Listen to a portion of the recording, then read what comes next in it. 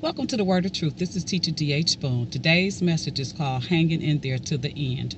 We all face trials and tribulations of different kinds in our life. We go through tests and just to see where we are in life. You know, one thing about it is that we can't help what's going on around us, but we can help what goes on inside of us.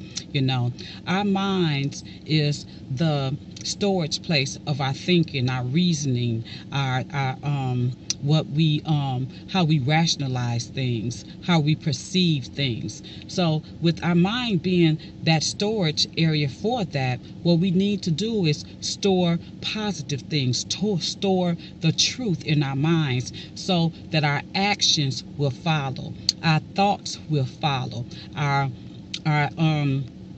how we react to things will follow. You know, we living in an age where it's so many hurtful things going on, but we can't help what's going on outside of us in the world, but we can help what goes on inside of us.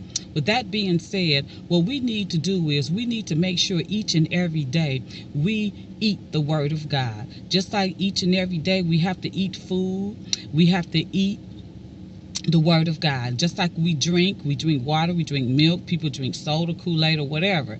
But we have to drink the blood of Christ daily, each and every day. And by that is we symbolically, when we realize and have in our heart what Jesus did, what his blood did, his blood saved us. He shedded blood for you and I to have life and for everyone to have life.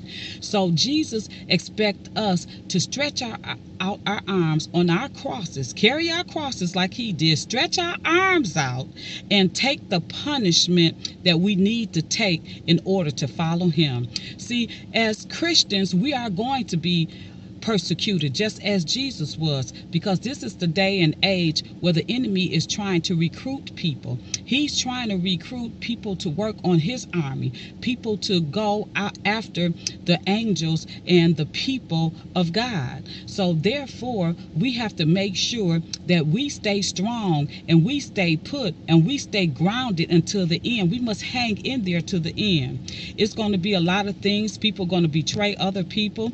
People are going to lie and stab people in the back, but you have to stand strong and realize if God before you, can no one be against you. So if you're following after Christ, you're going to have some betrayal in your life. You're going to have some people that stab you in the back, but you have to tell yourself all the time that no weapon formed against me shall prosper, and the God that I worship will refute every tongue that rise up against me.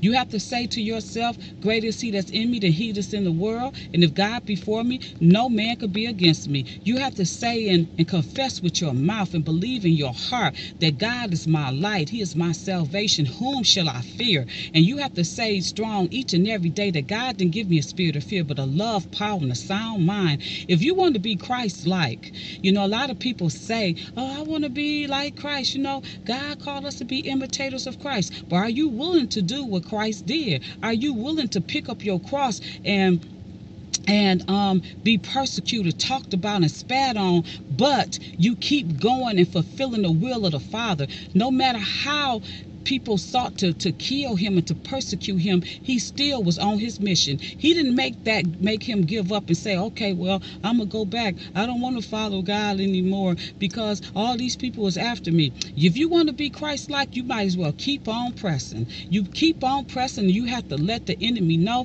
that I'm not going to stop, because if God before you, no weapon formed against you shall prosper. Now the enemy might form a weapon, but if you know God is on your side and you really have that faith, you have to realize in your heart and believe it that it's not going to form. The enemy may it's not going to prosper. Now he might form a weapon. God didn't promise that the enemy would not form a weapon, but he did say it will not prosper. So you have to make up in your mind and your heart that I'm going to stand. I'm going to hang in here to the end until Jesus come to me.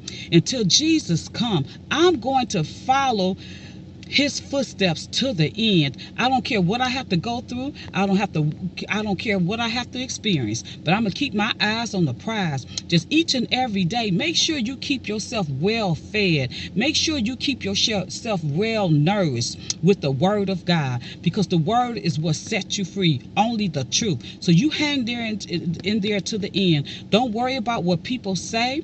If they say, they're going to talk against you. Anytime you follow the Lord, it's going to be people against the Lord, people that don't want you to follow the Lord, want you to be miserable with them. But you have to stand strong and hang in there like Jesus did. Jesus ended up being the second in command.